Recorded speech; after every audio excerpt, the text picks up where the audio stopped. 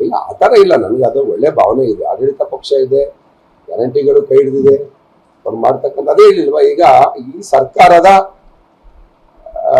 ಇದೊಂದು preparatory examination ಅಂತೀವಲ್ಲ, ಹಂಗೆ ಸರ್ಕಾರದ ಯೋಜನೆಗಳು, ಅವರ ಗ್ಯಾರಂಟಿಗಳು, ಅದಕ್ಕೆಲ್ಲ ಪೂರಕವಾಗಿ ಈ ಚುನಾವಣೆ ರಿಸಲ್ಟು ಅದೆಲ್ಲ ಸರಿ ತಪ್ಪು ಅನ್ನೋದನ್ನ ತೀರ್ಮಾನ ಮಾಡುತ್ತೆ.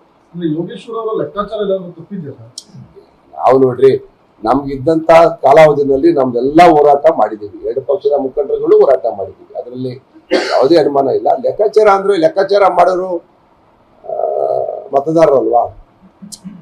ಇವತ್ತು ನಾವು ಏನೇ ಮಾಡ್ಬೋದು, ಅವರು ಹೋರಾಟ ಮಾಡಿದ್ದಾರೆ, ನಾವು ಹೋರಾಟ ಮಾಡಿದ್ವಿ, ಎರಡು ಪಕ್ಷಗಳು ಪ್ರಬಲ ಹೋರಾಟ ಮಾಡಿದ್ವಿ. ಆದ್ರೆ ಅವ್ರದ್ದೊಂದು ಅಂದ್ರೆ ದೇವೇಗೌಡರು ಒಂದು ದೈತ್ಯ ಶಕ್ತಿ. ನಾವು ಏನೇ ಹೇಳಿದ್ರು ದೇವೇಗೌಡರಿಗೆ ಬೈದ್ರೆ ಸಹಿಸ್ಕೋದೇ ಇರ್ತಕ್ಕಂಥ ಸಮುದಾಯ ಒಂದಿದೆ, ಕುಮಾರಸ್ವಾಮಿ ಬೈದ್ರೆ ಸಹಿಸ್ಕೋದೇ ಇರ್ತಕ್ಕಂಥ ಸಮುದಾಯ ಒಂದಿದೆ. ಅದರಲ್ಲೂ ಅವ್ರನ್ನ ನೇರ ಟೀಕೆ ಮಾಡಿದಾಗ ಒಟ್ಟಾರೆ ಸಮುದಾಯ ಏನಾದ್ರು ಕ್ರೋಢೀಕರಣ ಆಗ್ಬಿಟ್ಟಿದ್ರೆ ನಮಗೆ ತೊಂದರೆ ಆಗ್ಬೋದು. ಜೊತೆಗೆ ಅವರು ಒಂದು ಪ್ರಾದೇಶಿಕವಾಗಿ ಆ ನೆಲೆಗಟ್ಟಿಟ್ಕೊಂಡೇ ಬಂದವರು. ನೋಡಿ, ಪಾರ್ಲಿಮೆಂಟ್ ಚುನಾವಣೆಯಲ್ಲಿ JDS ಬಿಜೆಪಿ ಒಂದಾದ್ಮೇಲೆ ಕಾಂಗ್ರೆಸ್ಗಿಂತ 25,000 ಲೀಡ್ ಬಂದಿತ್ತು. ಕಾಂಗ್ರೆಸ್ಸಿನ ಸ್ಥಿತಿನೂ ಅಷ್ಟು ಫೇವರಬಲ್ ಆಗಿ ಇರಲಿಲ್ಲ ಇಲ್ಲಿ. ಅಂಥದ್ದು ನಾನು ಒಂದು 2 ಸಾರಿ ಗೆದ್ದಿದ್ದೀನಿ ಕಾಂಗ್ರೆಸ್ಸಿಂದ. ಆದರೆ ನಾನು ಪಾರ್ಟಿ ಬಿಟ್ಟ ಮೇಲೆ ಇಲ್ಲಿ ಚೇತರಿಸ್ಕೊಂಡಿರ್ಲಿಲ್ಲ.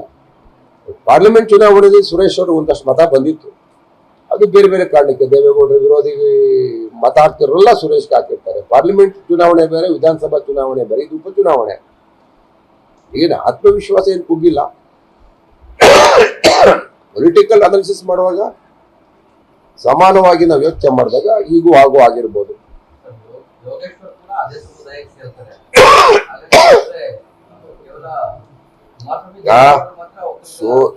ಯೋಗೇಶ್ವರು ಸೇರ್ತಾರೆ, DK ಶಿವಕುಮಾರ್ ಸೇರ್ತಾರೆ, DK ಸುರೇಶ್ ಸೇರ್ತಾರೆ, ಬಾಲಕೃಷ್ಣ ಸೇರ್ತಾರೆ. ನಾವೆಲ್ಲ ಅದೇ ಸಮುದಾಯ ಆದ್ರೂ ಕೂಡ ಇನ್ನೂ ನಮ್ಮ ಜನ ನಮ್ಮನ್ನ ಸ್ವೀಕಾರ ಮಾಡಿದಾಗ ನಾವು ಸಮುದಾಯದ ಲೀಡರ್ ಆಗ್ತೀವಿ.